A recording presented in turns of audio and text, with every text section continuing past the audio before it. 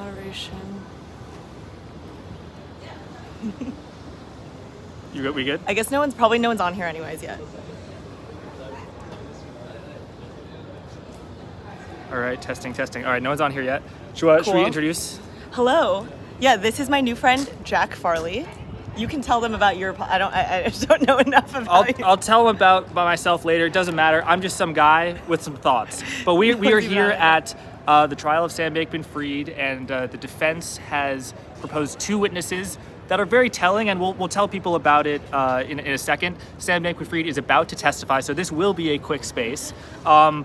But Tiffany, I mean, let's get into it. The first witness, kind of a dud. Crystal Roll. Yeah, she was very nice, but she was Sam Bankman-Fried's personal lawyer, and in the Bahamas. Yeah, and she attested to November 12th, 2022, the sort of forced liquidation of FTX taken over by Bahamian regulatory authorities. Tiffany, I would say not a ton of insight I there. would say so as well. Okay, so should we move on to witness two, where this is Sure. really... Okay, Yeah. so Tiffany, you were quite bored, and there was a lot of needless Well, because I questioning. think that we all know that everyone wants to see Sam Bankman-Fried testify today. Both of us got here extremely early to get into the courtroom. Yeah, Tiffany, so what time did you wake up this morning? Apparently we're not supposed to say. So. No, okay. But I'm not going to say when I got here, but I woke up to pee at 1 a.m. and never went back to sleep, so I will say that I woke up at 1. I think it's fair to say, Tiffany, the time that you woke up could be closer to the daylight of yesterday than the daylight of today. Exactly. So I've basically been up all night, essentially. Yes, So. and I was up maybe a little bit So I'm later. not gonna lie, I was closing my eyes during both the testimonies because I just want to hear Sam talk. So I'm saving my energy for that and my note taking. So we'll let Jack recap those. Okay, so just so if people know my background, I interview a lot of people about finance, and so I do some thinking about that. So I don't know a lot about crypto, but the second witness was the typical quant, and the prototypical example of a quant who is told what to do, and he provided certain inputs and to yield certain conclusions. So he put up a chart that showed Alameda Research's, and by the way, I listen to Spaces, and oftentimes it's like, oh, let's reset the room, blah blah. No, we don't have time. You're just getting. We don't have time. Yeah. You're getting we the got maybe pure 10 shit, minutes. all right? The pure, yes. unadulterated knowledge and what actually happened. Okay, so they showed the line of credit, and basically he took from the FTX AWS database. Amazon Web Services database. What were the different values? But it's not like that's where actually the money was. This is just what kind of FTX wanted you to see, and it showed that the peak amount of line of credit, LOC, they said, in-use line of credit issued from FTX to Alameda was about $5 or $6 billion, and they put a chart of it, and I approximated it. It's not worth showing. And they also showed a pie chart that said that of all of the user assets on FTX that were not Alameda and not FTX, around 78% of them were in a spot margin position or lending margin or futures enabled. And that the reason why that is significant, and as Tiffany well knows, is because the excuse for Sam Bankman-Fried is, oh hey, you put your assets on this exchange, and whoops, we lost a little bit of money, but you agreed that we could lend our assets out, that we could take your money. And if you buy something that's with leverage, or you short stuff in TradFi as well as in crypto, like that's how margin works. But they confuse. Tiffany, this is my really, I was literally sitting next to you and writing like, this is BS, because they're confusing spot margin with margin lending, which are similar, with futures enabled. And okay, first of all, his name is... He's recapping the second witness today. His name is Joseph Pimley. And first of all, okay, they talk about his background. He worked at General Electric, GE, Citigroup. Okay, so he's got a financial background, and he's got his PhD in physics from the 1980s.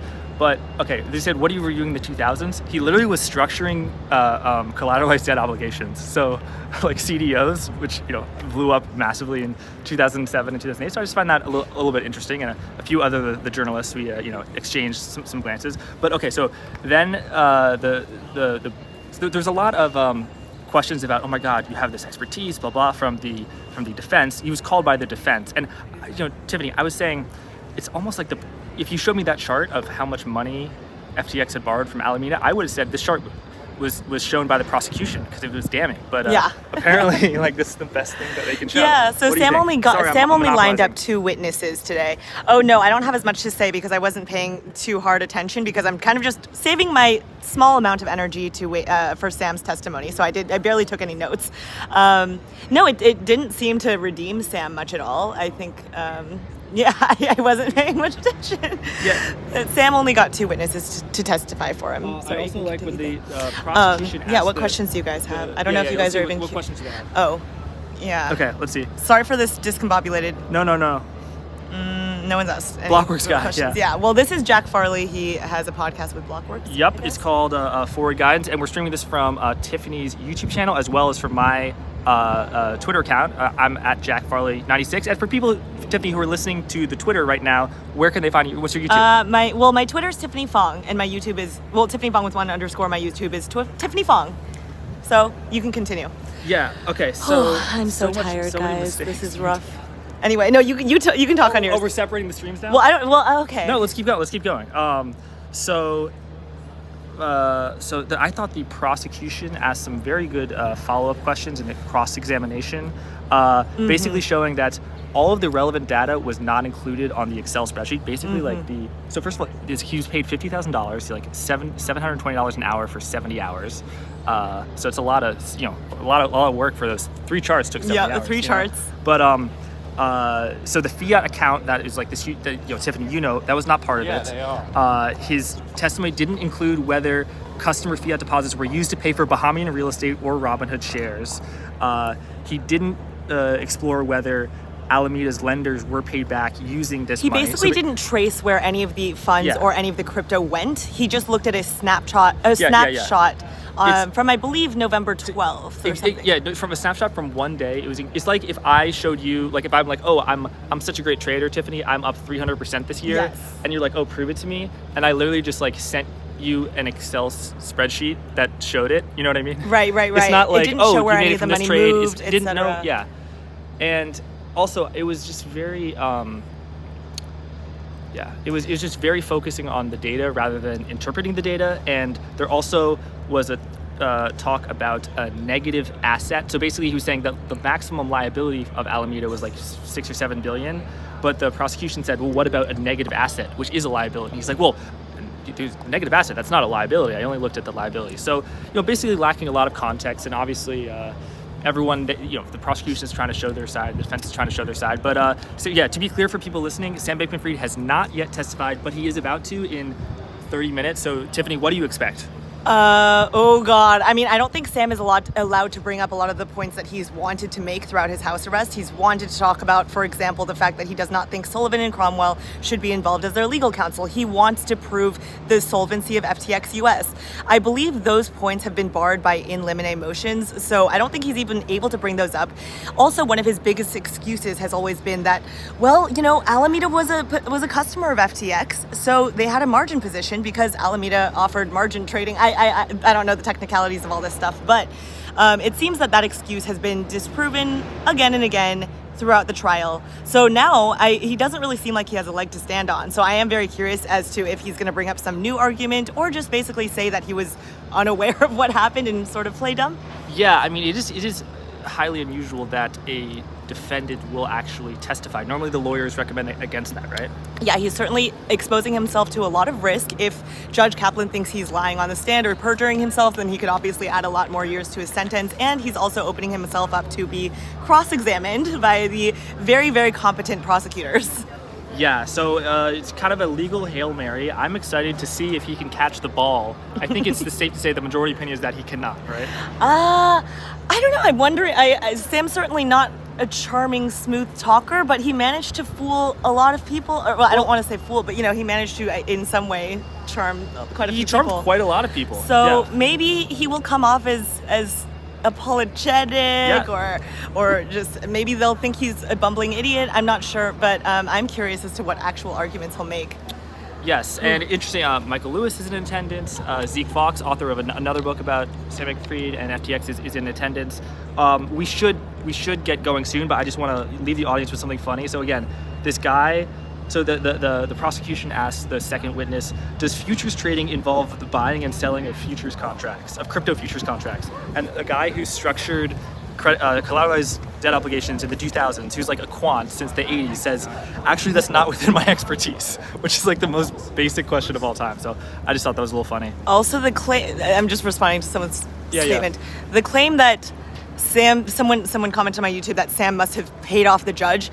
I think that's a fucking stupid accusation. And if you've been in the courtroom, the judge, if anything, has been massively favoring the prosecution. He plays hardball. Well, I think the facts favor the prosecution, and he's the facts aren't on his side. The judge is certainly not favoring the defense and not favoring Sam Bankman-Fried. If anything, he's quite irritated and annoyed with Sam Bankman-Fried because Sam continually pushed the bounds of his bail conditions throughout house arrest, and the judge is the one who sentenced him, or who chose to remand him to MDC. So anyone who says that the judge is favoring him or is paid off is a fucking idiot. Just saying to whoever commented on that.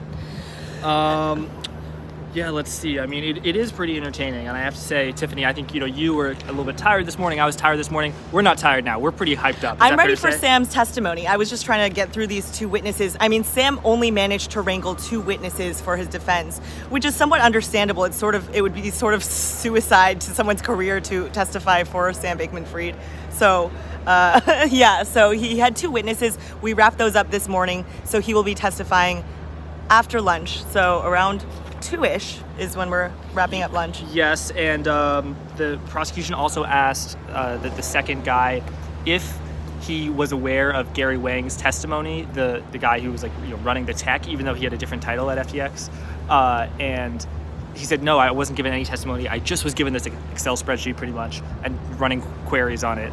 And they said, would you have changed your testimony if you knew that the data you were quoting was, if you look into the code, it was designed by Gary so that the amount of debt that Alameda owed was shown to be less than it actually was? And the guy said, no, I wouldn't have changed my answer, which is a little ridiculous. Yeah, well, I think we wrapped it up. Yeah, I think we're there. There wasn't too much content in this. I mean, I don't know. You paid more attention than I did. No, there was a lot of content, and I think what is about to come is a little bit of content. So yeah, just to be clear for everyone listening, he's going to testify in 30 minutes, and it will probably go on tomorrow. So I think it's going to be an exciting one. Tiffany, should we leave it there? Sure. Yes. Okay. All right, bye, guys. Just a little thanks, lunch Tiffany, break. And thanks everyone for watching. And this is Jack Farley. This was just a little lunch break wrap up of the not super exciting morning because I think everyone here is hoping to hear about Sam Bankman-Fried's testimony, and we didn't get to it before lunch. I think it's not exciting relative to what's to come, but it was interesting. But what's going to come, the real fireworks are going to be playing soon. Yes. Okay. Wrapping up. Bye, guys. I'll talk to you after lunch, or after the end of the day. Sorry, I'm so fucking out of it.